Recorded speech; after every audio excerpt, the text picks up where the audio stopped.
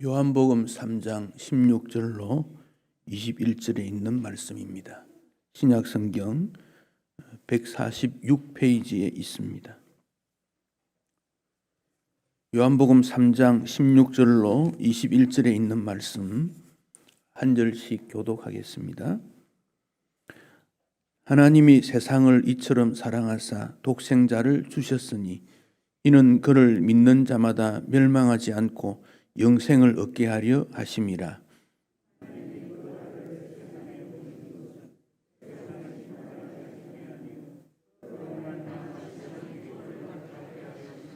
그를 믿는 자는 심판을 받지 아니하는 것이요 믿지 아니하는 자는 하나님의 독생자의 이름을 믿지 아니하므로 벌써 심판을 받은 것이니라.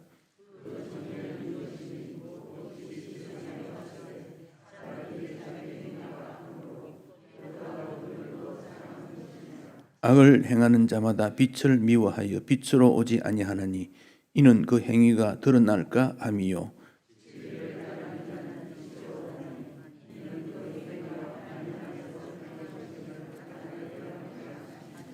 아멘. 요한 1서 4장 7절로 12절 말씀입니다. 신약성경 391페이지입니다. 요한 1서 4장 7절로 12절 한 절씩 교독하겠습니다. 사랑하는 자들아 우리가 서로 사랑하자. 사랑은 하나님께 속한 것이니 사랑하는 자마다 하나님으로부터 나서 하나님을 알고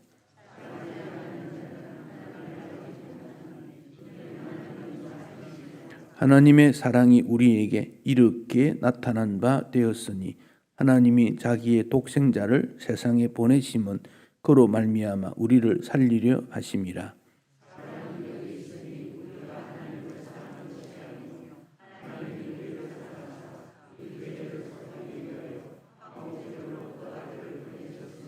사랑하는 자들아 하나님이 이같이 우리를 사랑하셨은즉 우리도 서로 사랑하는 것이 마땅하도다.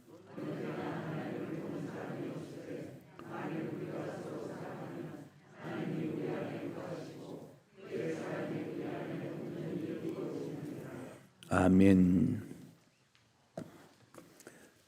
우리에게 성경이 주어진 것은 참 감사한 일입니다. 성경이 주어지지 않았다면 복음의 진리를 알지 못했을 것입니다. 그런데 성경은 66권이라고 하는 상당히 많은 책들이고 장수 절수를 계산하면 굉장히 많습니다. 단숨에 읽을 수가 없고 모두 이해하는 것은 거의 불가능합니다. 그 중에서 꼭 우리가 기억해야 될 성구를 말하라 그러면 창세기 1장 1절과 요한복음 3장 16절을 말할 수 있습니다. 태초에 하나님이 천지를 창조하시니라. 창세기 1장 1절의 말씀, 이것은 우주의 기원, 나의 존재 이유와 목적을 잘 밝혀줍니다. 세상 사람들은 이 세상이 어떻게 이루어졌을까 연구를 하다가 진화되었다 그런 표현을 합니다. 진화론, 진화이론이지요. 이게 정설이 아니기 때문에 확정적으로 그렇게 말을 하지 않습니다. 만약 진화가 되었다면 첫 출발의 모습은 어떠할까? 여기에 대해서는 해답을 주지를 못합니다.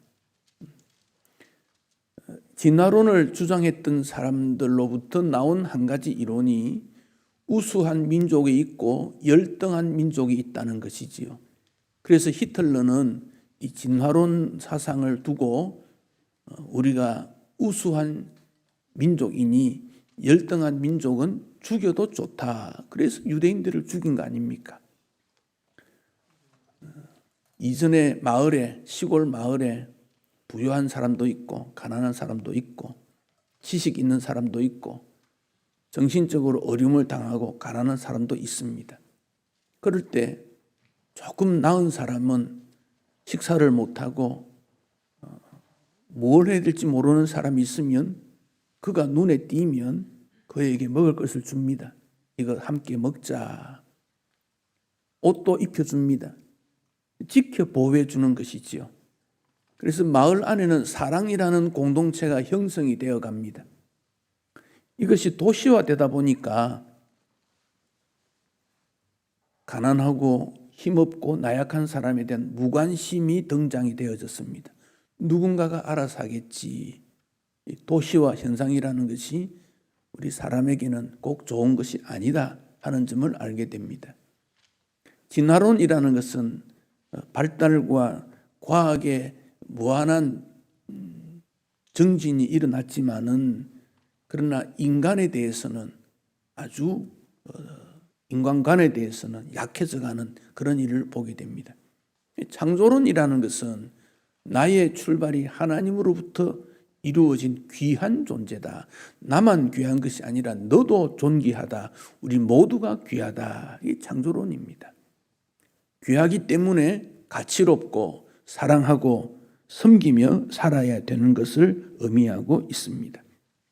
요한은 그 창조의 내용을 이어서 우리 예수님은 태초부터 계셨고 만물이 예수님으로부터 지은 바 되었고 그 예수님이 육신이 되어 우리 가운데 오셨고 우리는 그 예수님을 영접하고 그런 사람에게는 하나님의 자녀가 되는 권세를 주셨다고 선포하고 있습니다.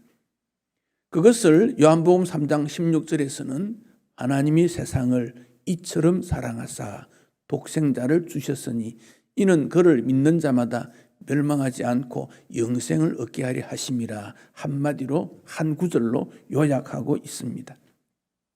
선교사들이 하나님을 세상에 소개하면서 어느 민족에 가면 말은 있는데 문자가 없으면 문자를 만듭니다.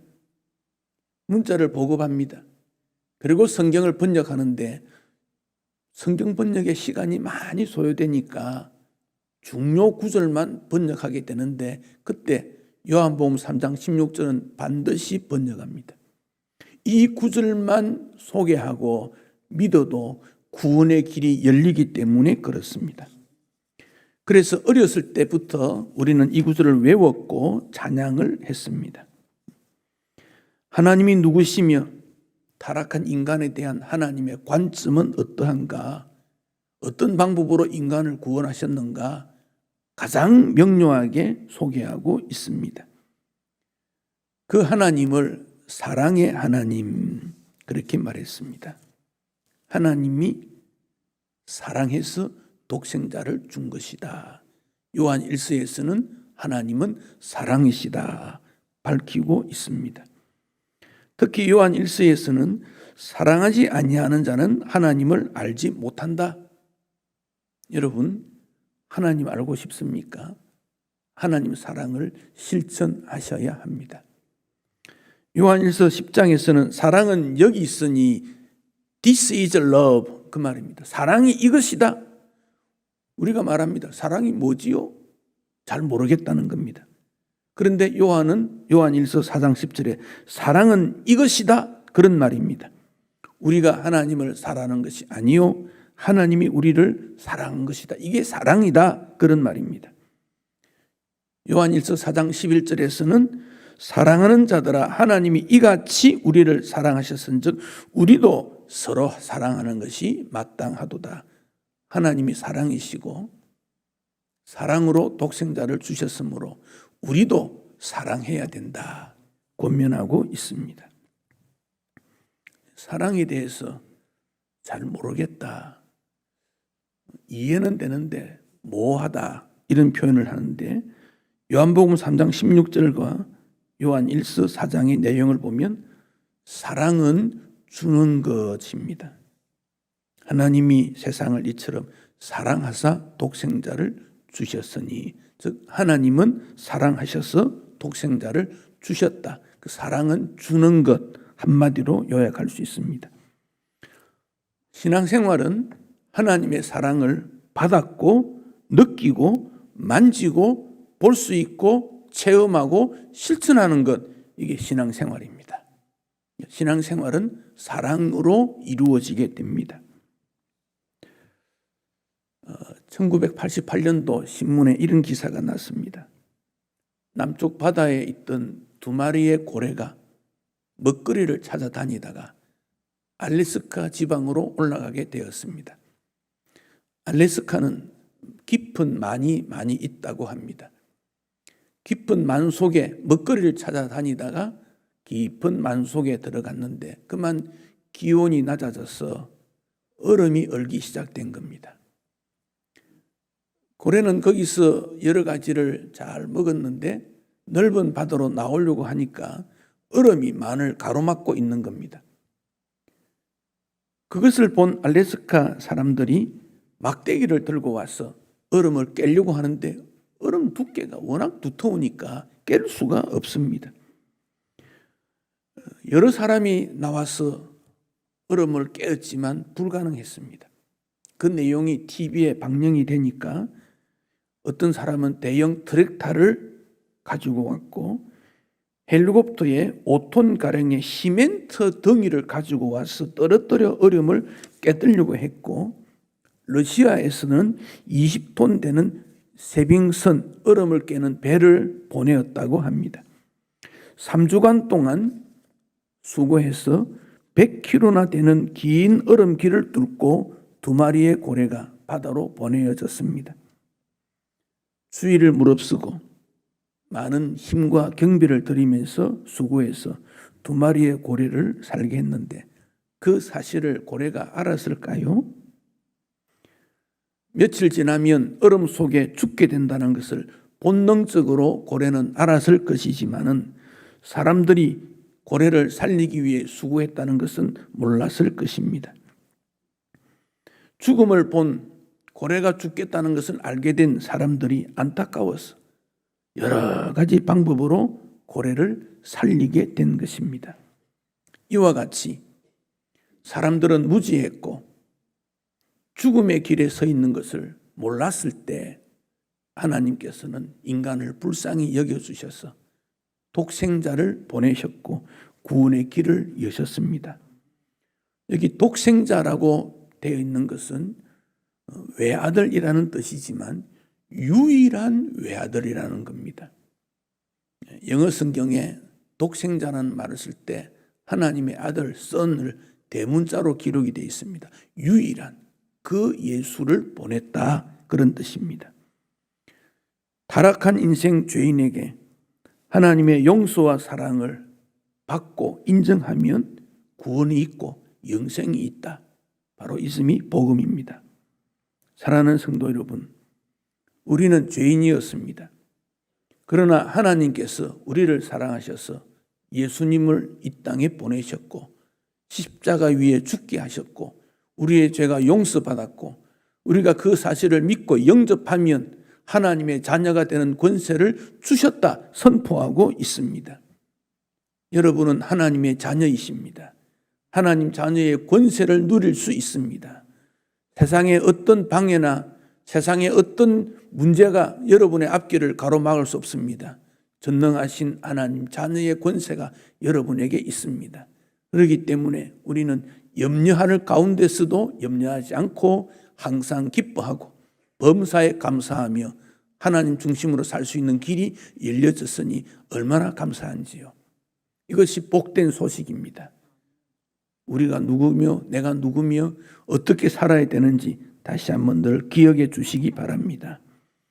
독생자를 주셨다는 말을 요한 1서 4장 10절에서는 화목 제물로 그 아들을 보내셨다 그렇게 말했습니다. 사랑은 주는 것입니다. 하나님께서 모든 것을 통해 우리를 향해 주셨습니다. 사랑은 이것이라고 말했습니다. 그러므로 서로 사랑하는 것이 마땅하니라 그렇게 말씀했습니다. 로마서 5장 8절에서는 바울이 말했습니다. 우리가 아직 죄인 되었을 때에 그런 일이 일어났다. 즉 우리가 여전히 죄인이었을 때 예수 믿고 구원받고 착한 일 했을 때가 아니고 타락 범죄한 상태에 있을 때 그럴 때 그런 일을 했다는 거예요. 그것을 하나님의 사랑이다 그렇게 말합니다. 그 하나님의 사랑이 나와 부딪히게 되면 죄인인 내가 회개의 마음이 일어납니다. 용서의 마음이, 용서받음이 일어나고 이제는 사랑하며 살아야 되겠다. 실천적인 일이 일어나게 됩니다. 자식이 부모의 사랑을 깨달으면 철들었다고 합니다. 엄마의 사랑이 자식의 모든 것을 용납하는 강력한 힘이 있음을 깨달을 때 철이 든 것입니다. 비뚤어진 자식도 어머니의 사랑 앞에 녹게 되는 것은 어머니의 사랑이 높고 깊기 때문에 그렇습니다. 그런데 하나님의 사랑의 넓이와 깊이와 높이는 얼마나 되겠습니까? 로마서 5장에서는 하나님의 사랑이 부은 바 되었다. 폭포수처럼 떨어지게 되었다. 그 말입니다. 폭포수 밑에 가면 비옷을 입어도 온몸을 적시듯이 하나님의 사랑이 우리를 적시고 있습니다. 하나님의 사랑의 역사가 성경의 역사입니다. 하나님 사랑이 성경에 외쳐지고 있고 그 하나님 사랑을 실천하라고 우리에게 권면하고 있습니다. 구약 성경에 아가스라는 책이 있습니다. 노래 중에 노래, Song of Songs, 제목이 그렇습니다. 그 책은 솔로몬 왕이 비천한 술람미 여인을 사랑했다. 사랑의 노래입니다. 솔로몬은 가장 지위 높은 능력 있는 권세 있는 최고의 사람입니다. 술람미 여인은 농사짓고 햇빛이 얼굴이 거울러서 타고 검은 점들이 얼굴에 있고 보잘것없는 한 여인에 불과합니다. 어느 날 왕이 술람미 여인을 찾아왔습니다. 내가 너를 사랑하겠다고 말합니다. 술람미는 그 왕의 사랑을 받을 수가 없는 거예요. 사모하는 마음은 있지만 받을 수가 없어요. 나는 비천한 사람이야. 왕 곁에 결코 갈 수 없는 사람이야. 그래서 도망을 갑니다. 솔로몬 왕은 도망가는 술람미 여인을 끝까지 따라가며 창문을 두드리며 문을 열어라. 내가 너와 함께 있기를 원하노라. 그래서 술람미가 어느새 이제 문을 열고 왕과 하나가 됩니다. 주 예수님, 말로 표현할 수 없는 깨끗하고 거룩하고 전능하신 창조주 그분이 우리를 사랑해서 마음의 문을 두드리며 마음의 문을 열라고 하십니다. 죄를 고백하고 용서해 달라고 하는 자에게 은총을 베푸시고 연약한 자에게 강건함을 주시고 절망에 있는 사람에게 소망을 주시려고 하나님께서 마음의 문을 두드리십니다. 마음의 문을 열면 하나님의 자녀가 되는 권세를 우리에게 허락해 주십니다. 영광과 진리 가운데 있는 그분, 진리와 은혜의 그분이 우리에게 은혜를 베풀어 주시려고 찾아오셨습니다. 우리는 마음의 문을 열고 주님의 사랑을 받아들여야 됩니다. 하나님의 사랑을 아는 사람은 믿음의 세계로 들어가게 됩니다. 믿음의 세계에서 사는 사람이 있느냐 하면 믿음의 세계에서 살지 못한 현대인들이 너무 많습니다. 믿음의 세계에서 살지 못하는 사람을 리차드 포스터는 돈, 섹스, 권력에 물든 인생이다. 그렇게 말했습니다. 믿음의 세계에 인정하지 못하니까 돈을 계속적으로 추구합니다. 끝도 없는 추구입니다. 권력을 끝도 없이 탐합니다. 인간의 재미와 취미와 욕망에 끝도 없이 추구합니다. 그러나 이 모든 것의 결과는 허전합니다. 허무합니다. 욕구에 따라 사는 것은 아무것도 아니라는 것을 알고 결국 인간은 욕구 따라 사는 일 때문에 불행해졌고 비극이 오게 된 것입니다. 하나님이 세상을 이처럼 사랑하사 하나님이 우리를 사랑해서 독생자를 주셨다. 우리는 이 사랑을 받았기 때문에 우리도 사랑을 주면서 살아야 합니다. 나라의 백성은 나라를 사랑해야 합니다. 나라를 사랑하지 않으니까 법으로 규정을 했습니다. 세금, 국방 이런 의무들을 감당해라 그랬습니다. 그리고 법들이 얼마나 많습니까?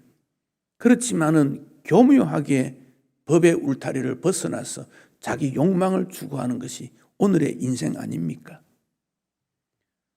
서울시장을 다시 뽑는다고 하는데 나라를 사랑하고 백성을 사랑하고 서울 시민을 사랑하는 사람을 뽑으면 좋겠습니다.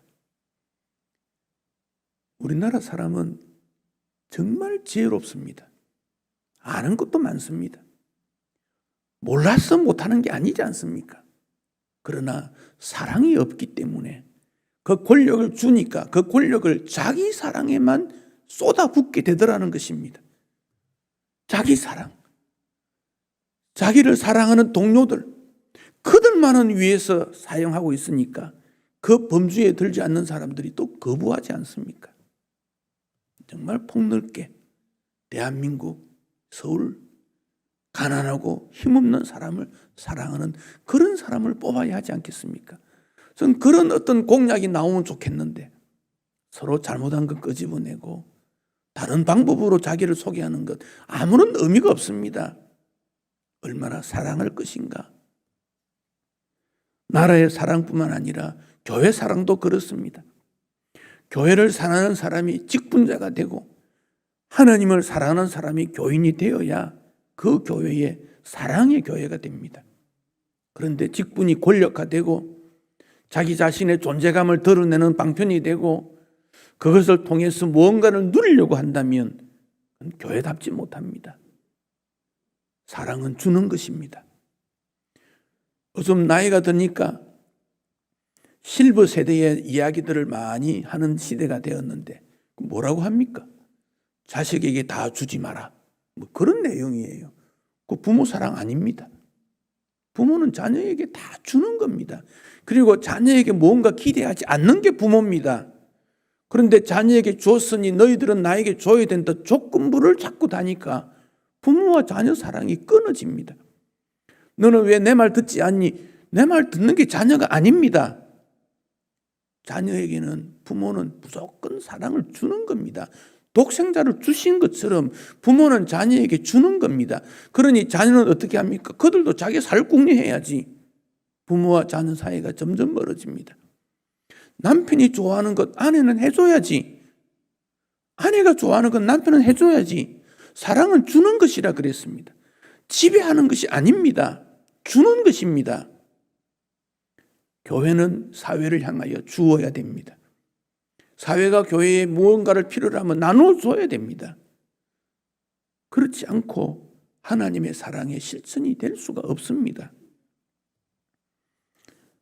뺑소니 자동차에 치여서 식물인간이 된 남편이 있었습니다. 의사도 회생이 불가하다고 가족들도 장례식 준비하자고 합니다. 그런데 아내는 포기할 수가 없었습니다. 남편을 이대로 떠나보내기가 너무도 가슴 아팠습니다. 사랑하기 때문이었습니다. 40여일이 지나고 어느 날 남편이 일어났습니다. 타락한 말세에서 돈을 중요하는 시대에 사랑을 찾기가 어렵습니다. 요한은 말합니다. 하나님의 사랑은 이것이다 말씀하고 있습니다.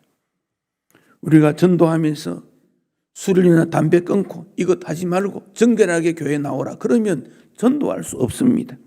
있는 그대로 돌아오는 것입니다. 집을 나간 아들이 새 옷 입고 세수하고 모욕하고 나오는 건 아니지 않습니까? 있는 그대로 거지 모습 그대로. 그럴 때 아버지는 관대하게 그 아들을 환영했습니다. 우리 가운데 그런 사람이 들어온다면 우리도 그런 마음으로 관대하게 환영해 줄 수 있는 분위기가 되어야 됩니다. 원수라 할지라도 예수 믿겠다고 들어오면 관대하게 마음의 문을 열어야 됩니다. 우리가 분별력을 가지는, 우리가 판단하는 자격이 우리에게는 없습니다. 어떤 사람이든지 누구이든지 주님 앞에 나와 충성하고 은혜 받고 천국을 소유할 수 있습니다. 이어령 씨가 한국의 대표적 지성인 아닙니까? 어머니의 사랑을 많이 받으며 자랐다 그럽니다. 어느 날 어머니가 외출했는데 몸에 열이 많이 났습니다. 불덩이 같았습니다. 끙끙대며 누워있는데 어머니가 외출하며 돌아왔습니다. 아들이 누워있는 것을 보고 손으로 이마에 얹었더니 어머니의 차가운 손이 이마에 닿았습니다. 그 사랑의 순간인데 이여령 씨가 느끼기를 그 사랑의 어머니와 그 사랑을 받는 아들 차가운 손과 아들의 이마가 부딪히는 그 순간에도 무언가 얇은 막이 있는 것을 느꼈다. 인간 사랑의 한계지요. 하나님의 사랑은 그런 막도 없다는 겁니다. 전부를 주었다고 말씀하고 있습니다. 물리학자 파스칼, 철학자 파스칼은 인간 마음에 큰 구멍이 있는데 이 구멍을 메우지 아니하면 허전하고 공허해서 견디지 못한다. 그래서 인간은 지식을 추구하고 권력이나 명예를 추구합니다. 그러나 그것이 우리를 편안하게 하지 못합니다. 좋은 자동차, 경쟁, 고급 주택, 그것이 인간의 마음을 편안하게 하지 못합니다. 하나님과 멀어지며 생긴 구멍이 있기 때문에 하나님을 만남으로 그 구멍을 메울 수 있는 것입니다. 하나님께서 세상을 이처럼 사랑하사 좀 더 나은 삶을 추구하는 것이 현대인인데 그것을 위하면 하나님의 사랑을 인정하고 받아들이고 실천하는 일입니다. 그 하나님의 사랑을 받아들이는 자는 고아가 아닙니다. 상처가 치유받습니다. 심판을 받지 않습니다. 심판의 어두움에 거하지 않습니다. 밝은 빛 가운데 하나님을 사랑하게 됩니다. 그런 사람에게 요한은 영생이 있다 그리 말했습니다. 영생이 뭡니까? 영원히 사는 것인데 지옥에도 영원히 삽니다. 지옥에 영원히 사는 것을 영벌 그렇게 말합니다. 영생이라는 것은 하나님을 내 마음에 모신 입장에서 영원히 지속되는 것을 영생이라 그리 말합니다. 그러니까 우리가 살아있을 때 예수 믿고 구원받아 하나님의 마음을 모신 그가 죽음 이후에도 영생을 누리는 것이지, 지금 우리 마음에 하나님 받아들이지 않고 믿지 않고 불신이 가득하고 원망이 가득한 그가 죽음 이후에 영원한 세계에 간다, 그게 아니라는 겁니다. 살아있을 때 하나님을 사랑하고 섬기는 그가 죽음 이후에 영원한 삶을 누립니다. 그게 영생입니다. 그러므로 지금 우리는 하나님 사랑을 훈련하고 영원한 삶을 누렸음을 기뻐하고 주님 앞에서 영광을 올려드리는 삶을 누리게 됩니다. 사랑하는 성도 여러분, 정죄의 눈으로 이웃을 바라보지 않기 바랍니다. 사랑의 눈으로 이웃을 바라보아야 됩니다. 어떤 사람이 죽어가는 어머니에게 천국에 대한 확신을 심으려고 이런 말을 했습니다. 엄마, 천국에는 우리가 사랑하는 모든 사람들이 있다고 해요. 숨을 몰아쉬며 엄마가 대답합니다. 아니야, 천국에 있는 모든 사람을 나는 사랑할 거야. 천국은 사람을 구분해서 살아가는 것이 아니고 모두를 사랑하는 공동체입니다. 이 땅에서 모두를 사랑하는 삶을 실천하는 그가 천국에서 모두를 사랑하는 삶을 살게 됩니다.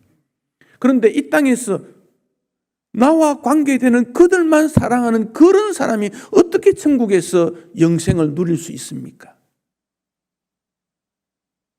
우리의 사랑은 너무 편협적이고 지엽적이고 쪼개어져 있기 때문에 사랑한다고 말하고 예수 믿는다고 말하면서도 마음이 무겁고 괴로운 거예요.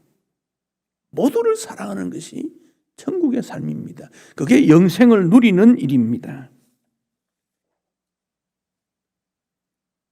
고린도전서 13장 7절에서 사랑에 대한 정의를 내렸습니다.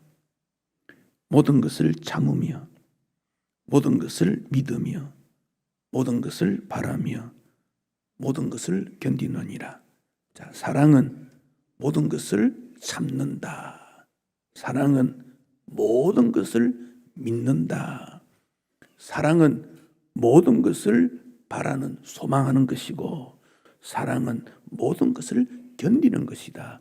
참는 것, 견디는 것 같은 말을 두 번이나 반복했습니다. 사랑이 뭡니까? 견디는 겁니다.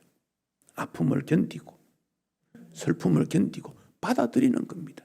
내가 감당하지. 그 슬픔 내가 감당하지. 그 수고 내가 감당하지. 그 아픔 내가 감당하지. 그 힘든 것 내가 감당하지. 그 헌신 내가 감당하지.